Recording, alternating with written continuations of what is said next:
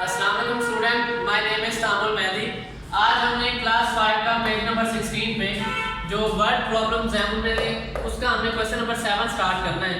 Question number जो 7 में है वो ये है कि हमारे पास अगर स्टेटमेंट को हम गौर से पढ़ें तो स्टेटमेंट में लिखा हुआ है कि एक प्रोजेक्ट है जिसकी जो कॉस्ट है वो हमारे पास है 955,000 और वो कहता है कि आपने फाइंड करने हैं कि इस तरह के अगर 100 प्रोजेक्ट हो तो उसकी जो टोटल कॉस्ट है या लागत है वो उसकी कितनी होगी। तो याद रखिएगा हमारे पास एक प्रोजेक्ट है, हमने 100 की फाइंड करनी है। मीन कम से जब ज़्यादा की फाइंड करनी होती है तो हम क्या करते हैं, फिर मल्टीप्लाई करते हैं। तो फिर हम क्या करेंगे, इस वैल्यू से 100 को क्या करते हैं कि मल्टीप्लाई, और मल्टीप्लाई का जो हम जैसे हम करते हैं वो है वैसे ही करेंगे। हमने यहाँ पर 100 लिखा, 0 को इन सारी वैल्यू से क्या करते हैं मल्टीप्लाई, तो ये वैल्यू आई। उसके बाद जब हम सेकंड नंबर पे जाएंगे तो 1 क्रॉस लगाएंगे, तो उसके बाद हमारे पास 0 किसी भी नंबर से मल्टीप्लाई होता है तो 0 आता है। नेक्स्ट हम थर्ड नंबर से करते हैं तो डबल क्रॉस के बाद आपने 1 को 0 से किया और जब इन सारी वैल्यू से मल्टीप्लाई किया तो हमारे पास ये क्या आती है, वैल्यू आती है। तो जब हमने इन सब को ऐड किया तो 0 ये से देखे सारे 0 आ रहे हैं, ये 5 आएगा, ये 9 आएगा, तो ये भी 5 आएगा और ये क्या आएगा 9 आएगा। तो हमारे पास जो आंसर आएगा वो आएगा RS 95,500,000 will be needed for 100 such project। In 100 project के लिए हमारे पास इतनी अमाउंट क्या होगी, नीडेड होगी। इसी तरह जो क्वेश्चन नंबर 8 है, अब वो कहते हैं क्वेश्चन नंबर 8 में कि एक पार्क के अंदर आप अकोमोडेट का मतलब होता है कि आप कितना इकट्ठे कर सकते हैं। एक पार्क में 50,000 जो लोग हैं, 50,000 पीपल्स आ सकते हैं, इकट्ठा कर सकते हैं।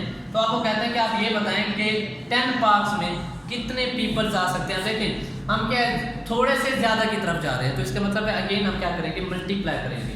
और हम 50,000 को जब 10 से मल्टीप्लाई करते हैं तो ये आपने वैसे सीखा हुआ है कि जब 10 से करते हैं तो 1 0 ऐड कर देते हैं, 100 से करते हैं तो डबल 0 ऐड कर देते हैं। ये डायरेक्टली मेथड के अंदर हमने किया। 0 को सारी वैल्यू से किया तो सारा 0 आ गया। फिर जब नेक्स्ट नंबर पे जाएंगे तो फिर क्या आता है कि 1 क्रॉस आता है, फिर आप 1 को जब इन सारी वैल्यू से मल्टीप्लाई करेंगे ये वैल्यू आती है। सबको ऐड करें तो आप देखेंगे कि हमारे पास क्या आता है 5,100 सॉरी 500,000 करता है। तो 500,000 पीपल अकोमोडेट इन 100 सच पार्क्स।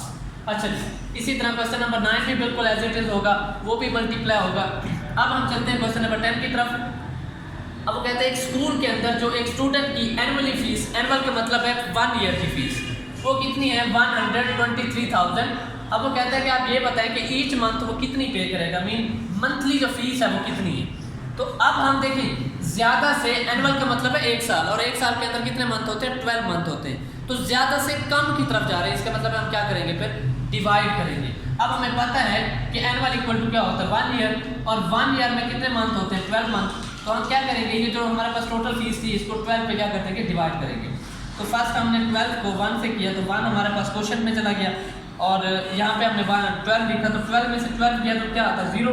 अगेन आपने 3 निकाला, आप देखें 3 लेस नंबर है, इसका मतलब हमें अगेन 0 भी लेना पड़ेगा। जब सेकंड नंबर को 1 से 2 नंबर एक साथ देते हैं तो 1 0 यहाँ पे क्वेश्चन में क्या करते हैं, ऐड करते हैं। फिर आप क्या करेंगे, 12 को 2 से मल्टीप्लाई किया तो 2 आपके पास क्या चला जाएगा, कहाँ पे चला गया क्वेश्चन में, और ये क्या आ गया 24। अब 30 में से 24 माइनस करें तो क्या आता है 6। फिर आपने यहाँ पे 0 उतारा, तो अब देखें 12 को 5 से मल्टीप्लाई करें, 5 क्वेश्चन में, तो हमारे पास क्या आता है 60। अब 60 माइनस 60 क्या आता है 0। ये 0 आपके पास रिमेनिंग रह गया था, जो कि रह जाता है जस्ट रिमाइंडर के अंदर। तो इसका मतलब है ये जो 0 आपने यहाँ पे लगाया है, एक तो 0 होता है जो माइनस करने से आता है, एक 0 होता है जो हमारे पास यहाँ पे डिवाइजर के अंदर दिया होता है।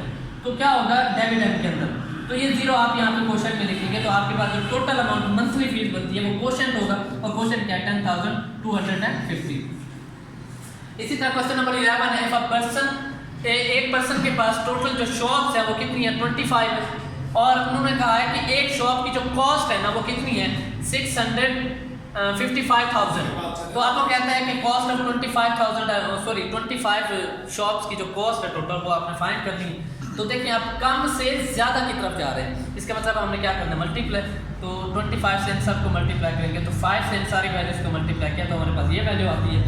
और 2 से जब मल्टीप्लाई करते हैं सेकंड नंबर पे जाते हैं तो सिंगल क्रॉस लगाते हैं, और जब 2 से करते हैं तो हमारे पास ये वैल्यू आती है। सर इनको जब आप ऐड करेंगे तो हमारे पास जो वैल्यू बनती है वो बनती है 16,375,000। तो हमारे पास जो कॉस्ट ऑफ 25 शॉप्स की थी वो RS 16,375,000 थी। तो ये था हमारा आज का लेक्चर। अपना ख्याल रखिएगा। अल्लाह हाफ़िज़।